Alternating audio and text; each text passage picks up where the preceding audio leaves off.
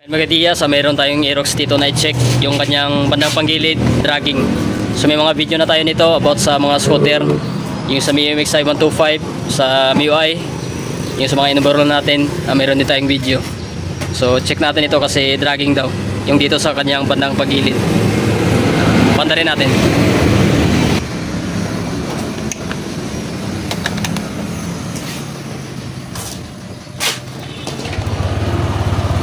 Ang i-check natin dito yung kanyang pulley set. So kadalasan yan, ayan, mayroong tunog na kumakalampag. Ayan.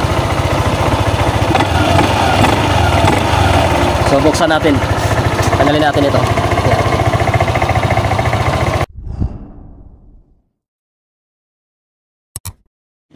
So dito mga Diaz, sa gustong umorder nito, lagay ko lang yung link sa description or sa ating comment section. Ayan, para sa ating power tool. Yan. Ay mga Diaz, tanggalin muna natin. So 10mm yung gamitin natin. Yan.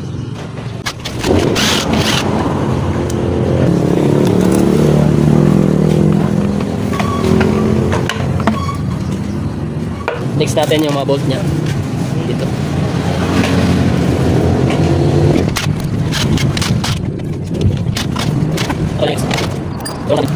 Yan, tanggalin natin yung mga bolts.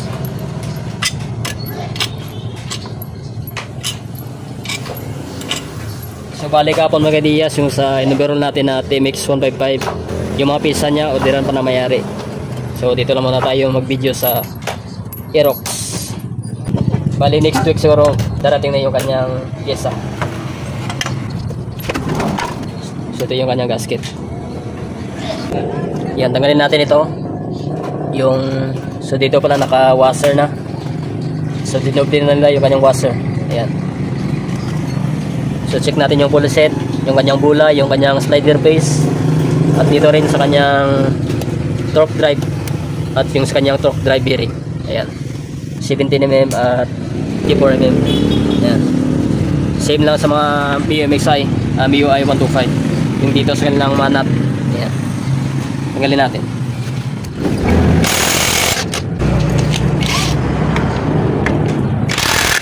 So dito mga Diaz, merong problema dito, hindi nila naitama yung pagpasok ng kanilang nut. Yung kanyang nut, sigurado malulos na rin dito. Ayan, same scenario pa rin yung sa nag-roll natin na MIUI 125 na lost thread. So dito lost thread pa rin. So maganda sana ito kung halimbawa maka-overroll itong makina nya, so pabuild upan lang. Ayan, pwede naman dito lang, pero mas maganda kung tanggalin lang siya. Ayan yung ginawa natin sa MIUI 125 at sa MIUI 125 nating in-overhaul. Ayan, ito yung kadalasan issue kapag over-torque, yung paghigpit dito sa cell nya. Ayan, so wala tayong magawa. Ganito yung kanyang sitwasyon. Sabihan lang natin yung may-ari about dito. Ayan, tanggalin na. So goods pa naman yung sa kanyang transmission bearing. Ayan. At isa ring dahilan kapag maingay inyong dito sa torque drive, ito kanyang torque drive bearing. Ayan, ito rin yung kadalasan na umingay. Pero yung sa pagpandar natin kanina, dito banda yung ingay nya, kanyang pulley. So may tendency na hindi pantay yung dito sa kanyang slider base dahil sa loose thread. Ayan.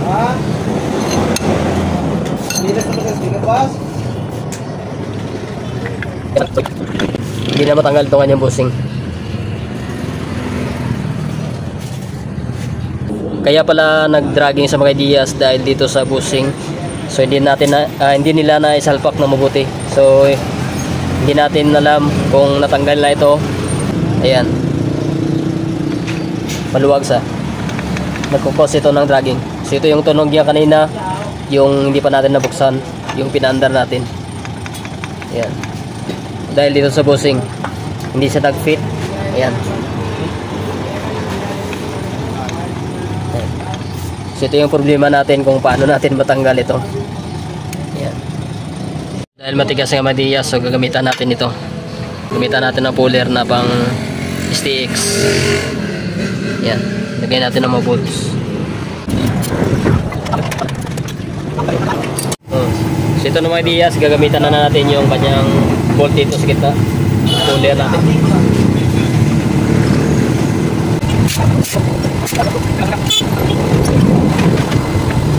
Tapos patanggal na siya.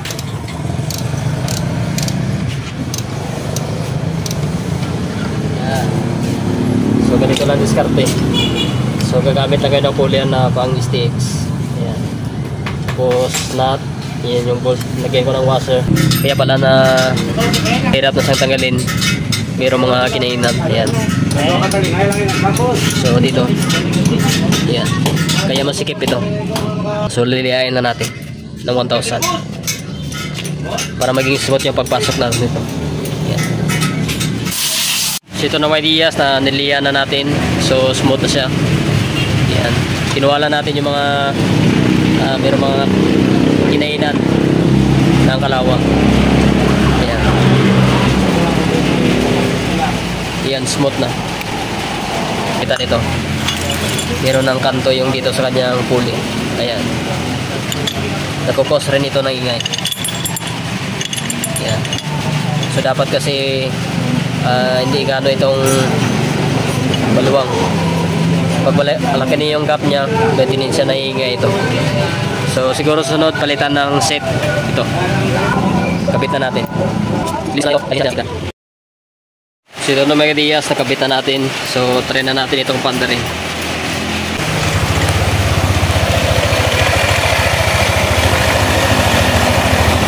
And kaunti na lang yung kanyang tracking dahil doon sa kanyang pulley, yung kanyang slider face. So papalitan ito sunod. Ayan. So ito mga Diaz, nung pinatakbo ko mga Diaz, siguro lumuwag yung kanyang sanat sa kanyang pulley. So buksan natin ulit kasi mayroong kumakalansing kanina sa loob. Ayan, binuksan natin. Mayroong kaunting kinain yung dito. Ayan.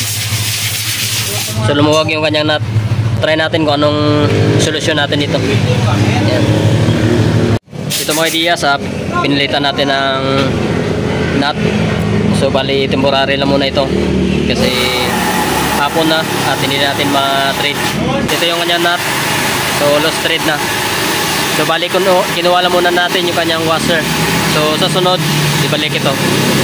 Ayan. So lagyan natin ng thread locker. Ayan. Sana hindi na sa luluwag. Ayan. So ito na mga Diaz, pinandar natin. Inobserbahan pa namin baka lumuwag yung kanyang nut dito. So try naman natin i-rotate mamaya. Titingnan natin kung hindi sa luluwag. Ito mga Diaz, i-rotate naman natin. At titingnan natin kung hindi sa luluwag yung kanyang nut. Try natin kung hindi sa luluwag.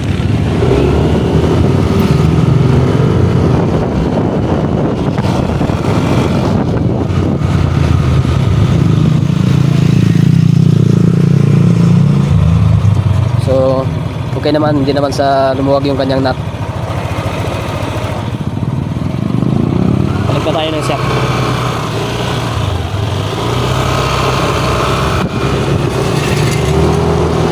Balik tayo ng shock mga Diaz. Balik tayo.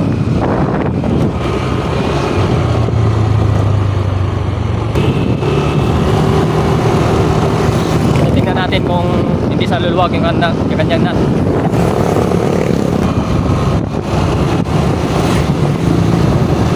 Diaz, balik na tayo ng shop.